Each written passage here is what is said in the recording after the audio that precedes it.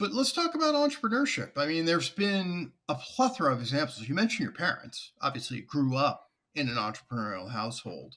On entrepreneurship, I just see that as the best, most powerful force for good in the world.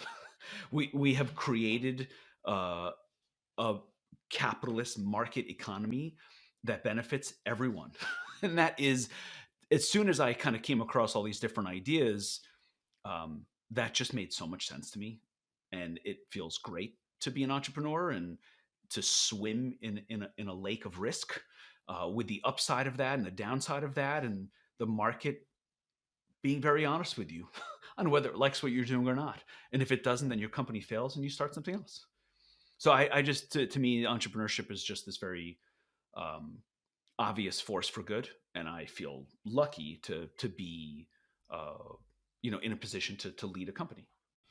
Well, I think it's great that you're on the Salesforce App Exchange. It's kind of a tasting menu at this point for composable.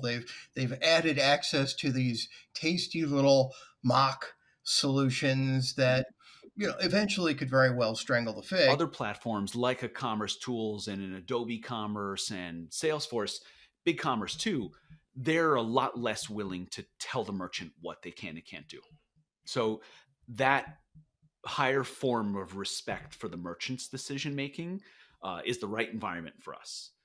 Uh, but you're right. It is a new world where a few years ago it was unimaginable for a Salesforce Commerce Cloud merchant to build their storefront completely off of Salesforce and then choose a checkout that's right for them, and then choose an order management system and a PIM and just grab these individual solutions that are just right for the merchant.